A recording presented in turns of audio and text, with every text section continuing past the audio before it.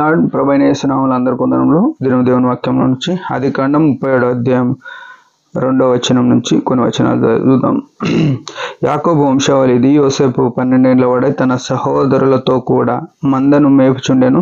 అతడు చిన్నవాడై తన తండ్రి భార్యలైన బిల్హా కుమారుల యొద్దను జిల్పా కుమారుల యొద్దను ఉండెను. అప్పుడు యోసేపు వారి చెడుతనమును గూర్చిన సమాచారం వారి తండ్రి యొద్దకు తెచ్చుచుండువాడు.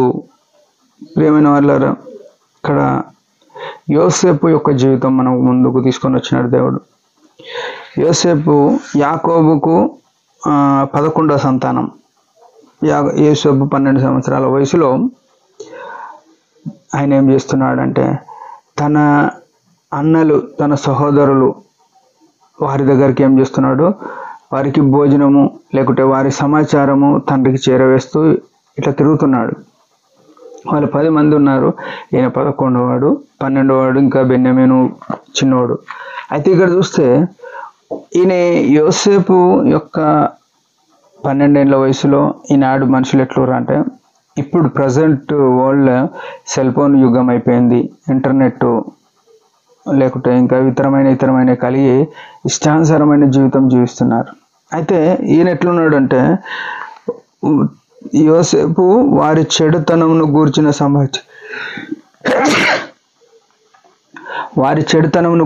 సమాచారమును యోసేపు ఇశ్రాయేల్ చెడుతనము వారి తండ్రి యొద్దకు తెచ్చిండు వాడట.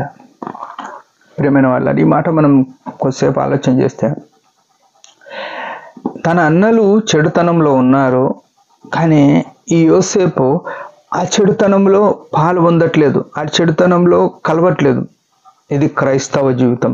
యేసుక్రీస్తు రక్తంతో విమోచింపబడ్డ తర్వాత మనం లోకస్తులతో ఉండొచ్చు, మన స్నేహితులతో ఉండొచ్చు, మన ఉద్యోగం చేసే స్థలంలో, మనం పనిచేసే స్థలంలో, మనం తిరుగుతున్న స్థలంలో, లేకపోతే మన గ్రామంలో, మన ఇంటి చుట్టూన్నోళ్ళు అన్యులు ఉండొచ్చు. కానీ మనం వారితో కలవద్దు, వారితో ఉండాలి కానీ వారితో కలవద్దు.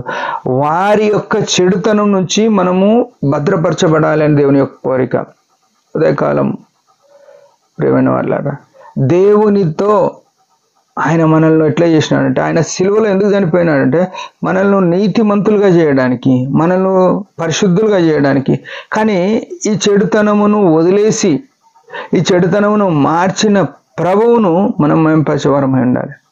మన దుష్టత్వం నుంచి ఆయన మరలించుటకు, ఈ ప్రస్తుత దుష్టకాలం నుంచి ఆయన మనం మరలించుటకు యేసుక్రీస్తు ప్రభు ఈ లోకంలోనికి సశరీరుడుగా వచ్చినాడు, ప్రాణం పెట్టినాడు, మనల్ని విమోచించినాడు, మనల్ని రక్షించినాడు. ఈ గొప్ప అనుభవము యోసేపు కలిగి ఉన్నాడు. తన జీవితంను పవిత్రపరచుకోవడానికి యవ్వన ప్రాయం నుంచే పవిత్రత కాపాడుకునే విషయంలో యోసేపు జాగ్రత్తగా ఉన్నాడు.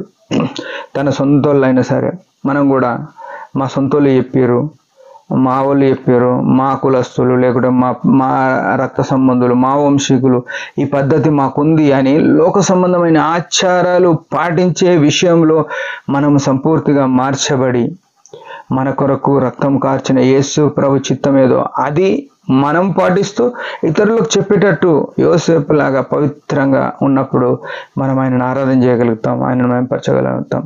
ఉదయకాలం మన జీవితాలు ఎట్లున్నాయి? యోసేపు వాళ్ళ చెడును చూసి అసహించుకొని చెడుకు దూరంగా ఉండి, చెడును గురించిన వాళ్ళ నాయనకి ఎందుకు చెప్పినాడంటే, వారి మీద ఏదో కక్షతో కాదు, వారిని మార్చాలనే ఉద్దేశంతో చెప్పినాడు. మనం కూడా ఎవరికైనా వారి చెడు గురించి చెప్తే, నువ్వు మందిరంలో ఇట్లున్నావు, ఇట్లా చేసినావు అంటే వారిని ప్రేమపూర్వకంగా మార్చడానికి చూడాలి, కానీ వాళ్ళ మందిరానికి రాకుండా చేయొద్దు. ప్రేమైన వాళ్ళారా, మన నడకలు ఎట్లున్నాయి? దేవుని మహిమ కొరకు ఉన్నాయా లేవా పరిశీలన చేసుకొని ఆయనను మహిమ కొరకు జీవిద్దాం, ఆయనను మహిమపరుద్దాం. దేవుడి మాట దీవించిన ఒక చిన్న ఆరాధన. పరమ తండ్రి యేసు ప్రభు నామములో వందనాలు.